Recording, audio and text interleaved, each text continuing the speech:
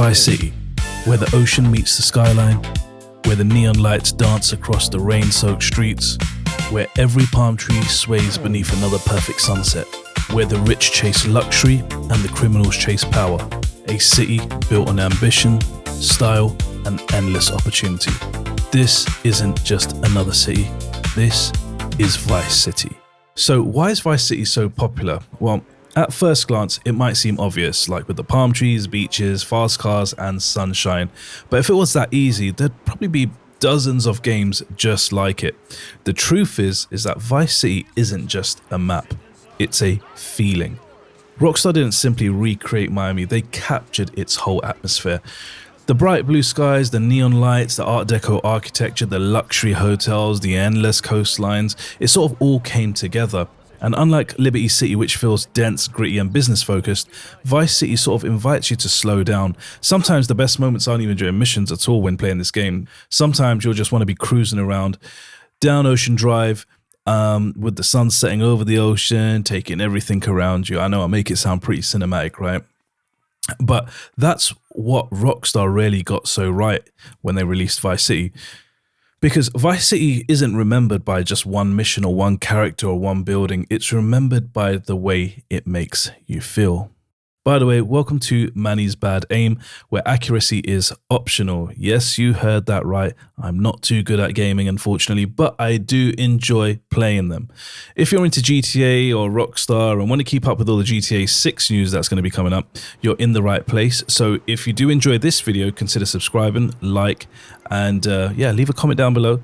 And with that said, let's get straight back into Vice City. So as I mentioned earlier in the video, I think that Rockstar absolutely nailed the atmosphere of Vice City. They didn't just recreate Miami, they captured the whole feeling of it. Everything from Ocean Drive to its iconic Art Deco buildings and towering palm trees, the beaches and stuff like that.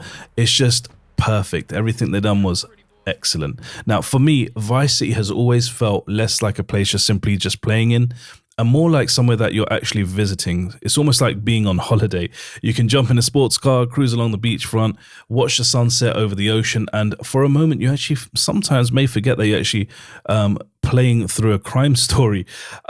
Now, don't get me wrong, Vice City still has its fair share of intense missions, betrayals, and action-packed moments, but underneath all of that, there's something strangely relaxing about it.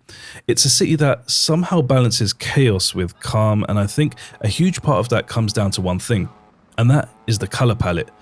Yes, I know, a little bit weird, but look, Vice City has one of the strongest visual identities in gaming history. Think about Liberty City just for 1 second. What immediately comes to mind? Grey skies, concrete, traffic, rain, huge skyscrapers. It all feels gritty, grounded. It all feels intense, much like the New York City that it's inspired by. Now that directly has an impact on how the player actually feels. But when I'm thinking about Vice City, bright blue skies, turquoise water, pink and orange sunsets, the lighting reflecting across like Ocean Drive after dark, especially in the definitive edition, obviously, where the lighting has had an improvement. Green palm trees lining up every boulevard, white sandy beaches stretching along the coastlines. Even before you play a mission, the city already puts you in a completely different mood. And I know you guys have felt that as well. I can't be the only one. And honestly, I think that's probably Rockstar's probably one of Rockstar's biggest achievements, actually. They understood that color isn't just there to make the game look pretty, it's there to make you feel something. Vice City does make you feel warm, vibrant, full of life, and perfectly complements the sort of 1980s atmosphere. And of course, you can't talk about the 1980s without talking about the music as well. To this day, I still think Vice City has one of the greatest soundtracks in gaming history. Every single radio station feels like it belongs there. The tracks capture that era perfectly, and I feel that it just makes your drive, like whenever you're driving, it makes it feel so much more nostalgic, and I don't know, it just, again, it makes me feel gooey inside and stuff. Like, picture this, right? The roof is down, the sun is beginning to set, the ocean is on one side, you've got palm trees on another side. An 80s classic banger is playing through the speakers, and suddenly you're not like racing to the next mission anymore, you're just enjoying the drive. Now, unfortunately, I can't play those songs here because of copyright. But if you have played Vice City, you'll know exactly what I'm talking about. And you can always go check out the playlists and stuff like that on Spotify. Pretty easy to find. And then there's the cars. For me, the vehicles are another huge reason why Vice City feels so unique. Everything about them suits the setting perfectly. The exotic sports cars, the luxury convertibles, the muscle cars, the sort of older cars as well, so the vintage cars, even like the little scooters and mopeds, the little Vespas, somehow fit into the world that Rockstar created. And just like the music, every vehicle feels like it belongs in this version of Miami. And what's really interesting is that Rockstar seems to have carried that philosophy straight into GTA 6. If you watch the trailer closely, you will notice that Ocean Drive is once again filled with eye-catching sports cars, customized vehicles, and it's a modern interpretation of everything fans loved about the original Vice City. And honestly, I can't wait for GTA 6 to drop. I think it's going to be crazy. Another thing I think Vice City gets so right is its nightlife. Now, I know what you guys are probably thinking, hang on, Manny, there wasn't actually loads to do after dark. And you're right. You're 100% right, but compared to modern open world games, the nightlife was very limited, but somehow it still worked.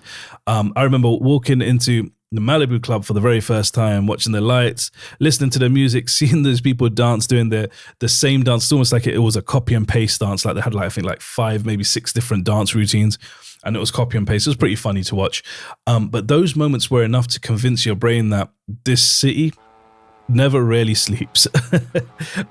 Sometimes it's not about how much content there is, it's about how memorable those moments are. And another huge influence on Vice City was, of course, the movie Scarface. If you've never watched it, I genuinely recommend that you give it a watch. You'll very quickly start to notice the inspiration Rockstar drew from rising from nothing, the obsession with wealth, the mansion, the final shootout. Even the little details scattered throughout the game pay tribute to one of the greatest crime films ever made.